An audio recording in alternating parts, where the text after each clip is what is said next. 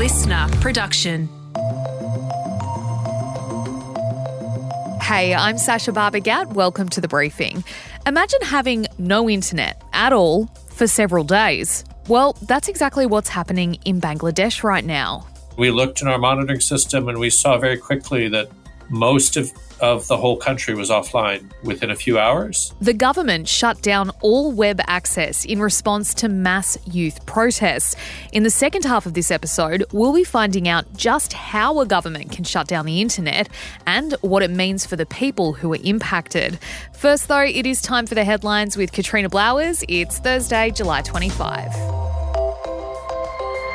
Hello, everyone. Well, as we record this morning, Israel Prime Minister Benjamin Netanyahu has been addressing a joint session of Congress in the US. Let's take a bit of a listen. We meet today at a crossroads of history. Our world is in upheaval. In the Middle East, Iran's axis of terror confronts America, Israel, and our Arab friends. This is not a clash of civilizations. It's a clash between barbarism and civilization.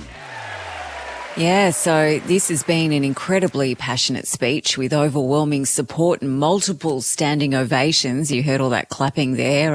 Even some of those standing ovations occurred just between some of his sentences. Among those in the crowd, pretty interesting who was there. So aside from politicians of both the Republican and Democratic parties, Elon Musk was there, Sasha, personally invited by Netanyahu. There were also families of hostages who were taken by Hamas. At the heart of the speech is the sentiment of a strong partnership between Israel and America and a promise to bring home those still being held in Gaza.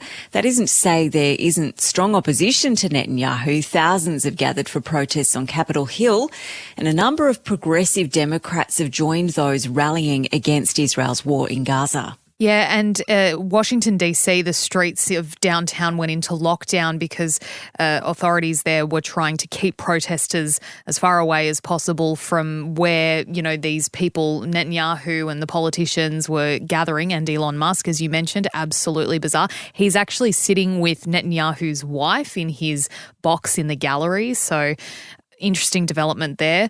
And look, there is worrying news out of Gaza. UNICEF has expressed concerns after polio was discovered in wastewater.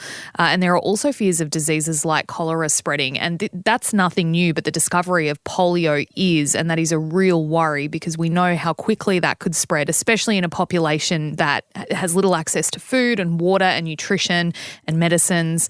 So that's a really, really big concern. This week in Gaza, we saw dozens killed near Khan Yunis when the IDF launched strikes very quickly after telling people in the area to evacuate. Now, a grim milestone is approaching for the death toll in Gaza.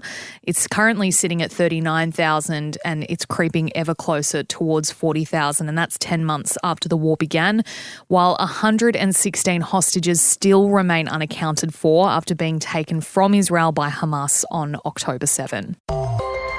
You would have heard about a shark attack on a surfer on the New South Wales mid-north coast this week.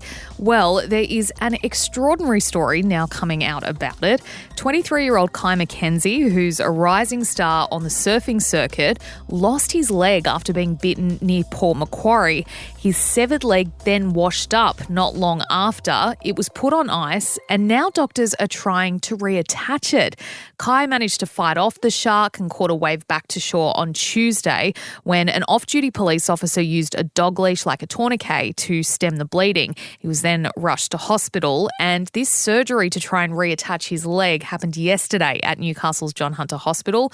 And Katrina McKenzie last year suffered a broken back and he'd only just gotten back into the water. What a remarkable couple of years for this poor bloke. Yeah, it's so amazing. I guess it's really fortunate in a way that it's winter, so the water temperature was much lower, which means perhaps the leg was preserved for a bit longer in that salt water than it would have otherwise been at any other time of the year.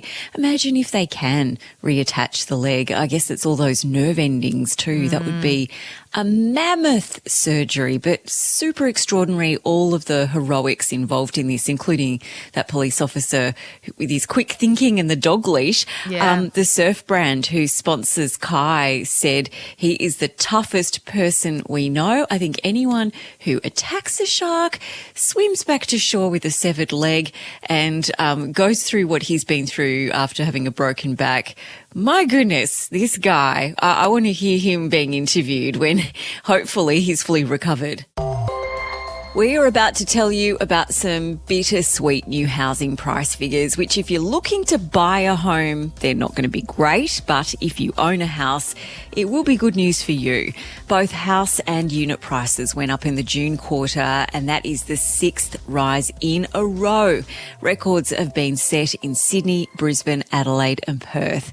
This is kind of against all the odds because we've got low consumer sentiment, economic pressures and high interest rates. So it is quite extraordinary that we keep seeing such strong rises. Now, Domain has published this data confirming the market is being propped up by those who have some leverage from existing property and those who can access the bank of mum and dad, which more and more people are having to do now. Yeah, and we had Koshi on not long ago, and he was talking about how, it's always been hard and this and that. But when we see these figures and we get the confirmation that the people who are getting into the house, yes, first home buyers are making it into the housing market, probably those who are earning pretty decent money or, as we heard, are being propped up by the bank of mum and dad.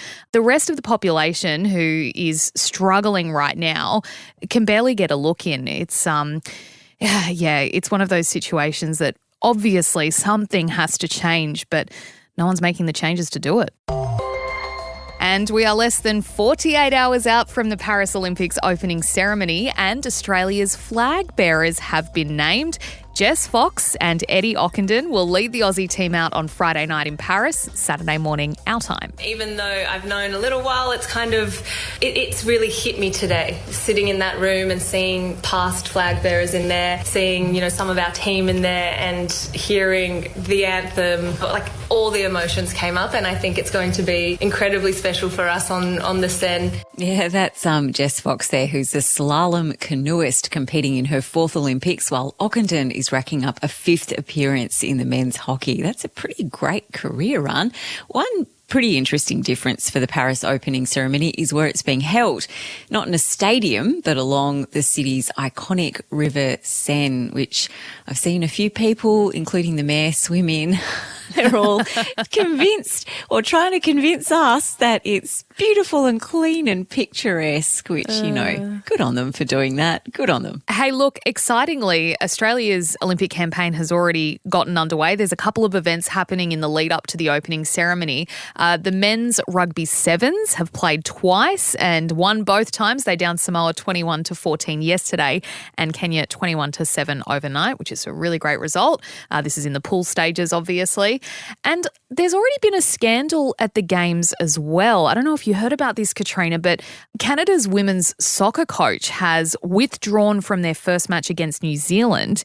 Now, this is after a team staffer was caught using a drone to spy on the Kiwis' training session, not once but twice. She's had to withdraw from this opening match and apologise. I didn't think we were still spying on opposition, but I guess I'm naive to that. But also, how do you think you're going to get away with that? That's outrageous. It's not like drones are completely silent or that you wouldn't notice something like that. What a dumb move. Bev Priestman is her name. We'll see if she manages to make a return, or if she's been permanently disgraced by this. Katrina, thank you. Next up is our deep dive into something really interesting happening in Bangladesh, where the government has shut off the country's internet. We're going to find out just how they can manage to do it.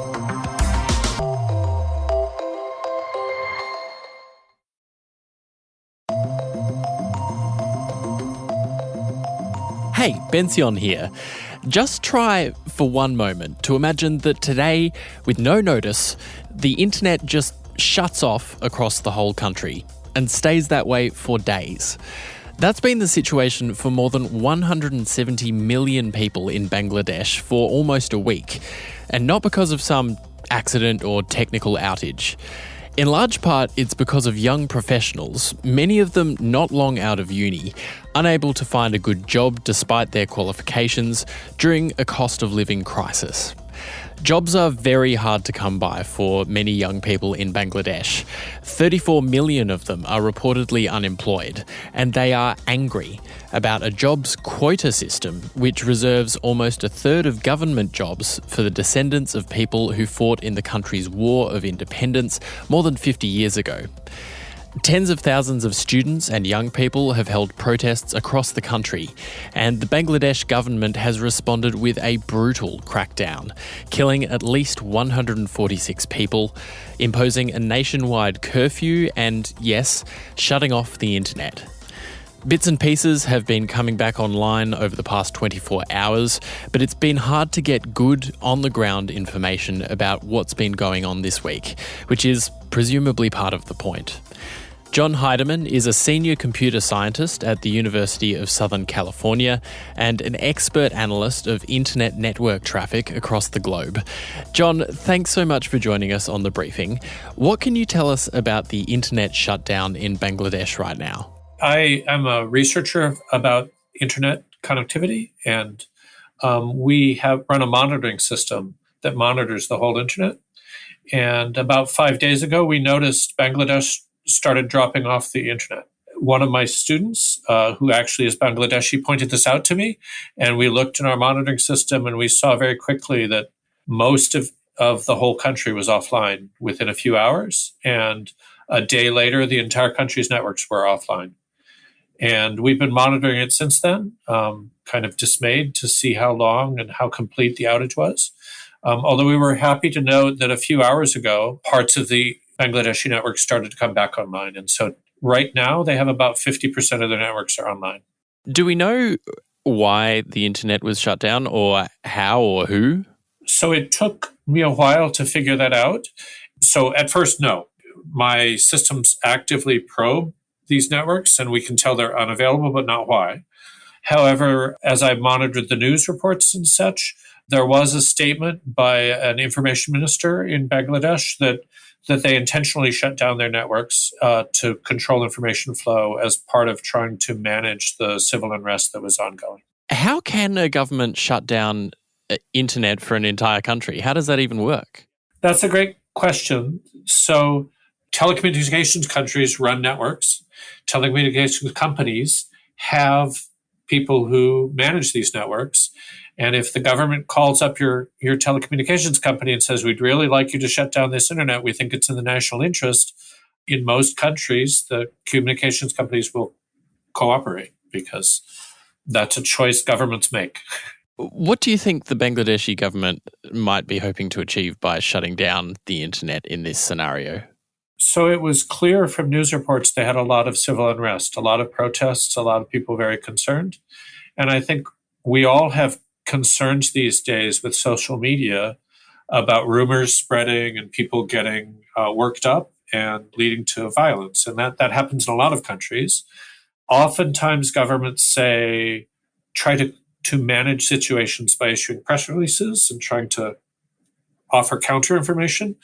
But countries also make choices that sometimes less information is more important. And so that seems to be the choice that Bangladesh made in this case. Do you think part of it might also be to try and restrict the information that's coming out of Bangladesh to the international community? I don't know if the government was interested in controlling outflow of information. I do know there have been press reports about the civil unrest and about student deaths due to protests and responses. So they clearly have allowed some press information to get out. I suspect they were concerned about communication of people inside the country and just trying to get a hold on what people are doing internally.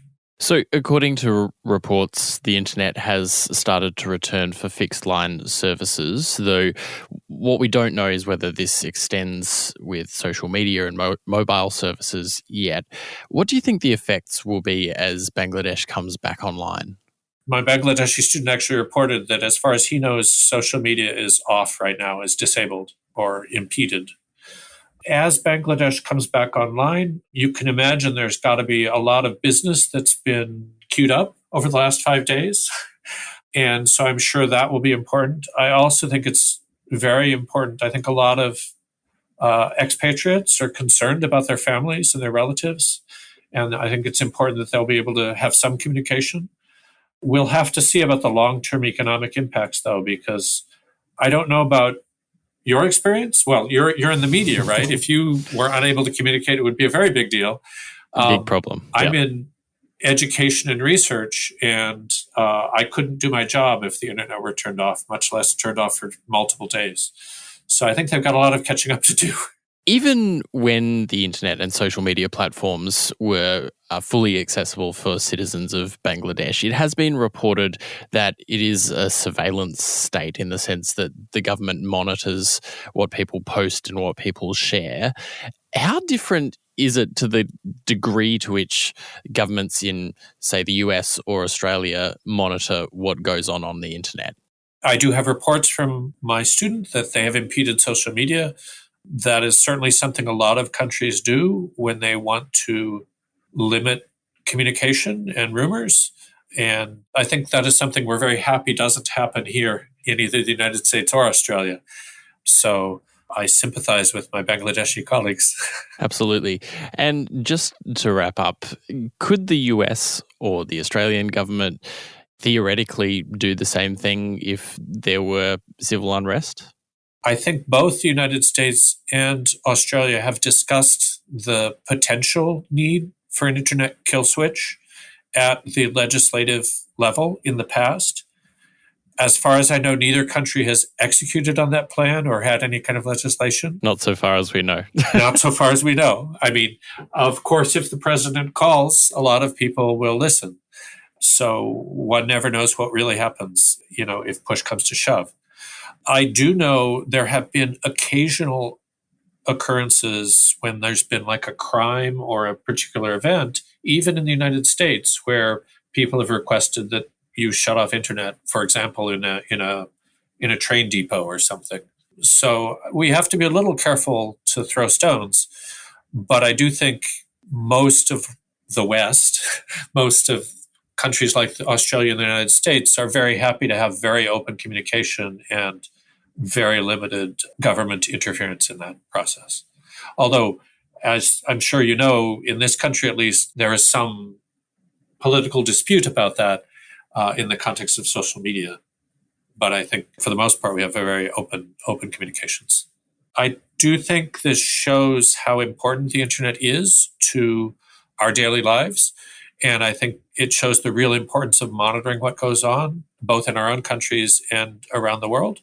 And I do hope people think very carefully before making decisions like shutting off the internet, because even if it helps manage civil unrest, there's a lot of collateral damage, I think, between your citizens not knowing what's going on and just the problems this is going to cause to business. So I think one needs to think very carefully about shutting off the internet. And I'm very happy it's not something that just happened wide scale very often.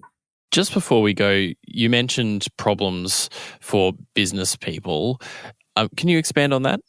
So communication is part of business, right? I mean, not just in the media, but if you're ordering new equipment or new supplies or trying to communicate with your advertisers, business communication is really hard to miss out in any kind of environment.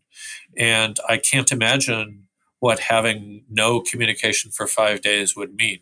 I mean, I'm a university professor. I can't teach if I can't communicate. But even if I were just a shopkeeper, I mean, how do I order new goods? How do I do anything? So I think the internet is part of our daily lives, and I think it's something we have to be very careful before we turn off. Well, John Heidemann, thanks so much for your time today. Sure. Thank you very much. John Heidemann there. Thanks for listening to this episode of The Briefing. That's it for now.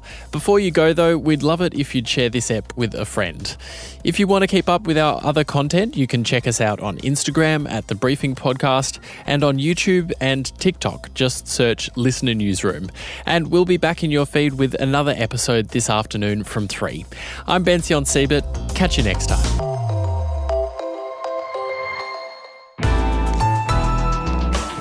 Listener.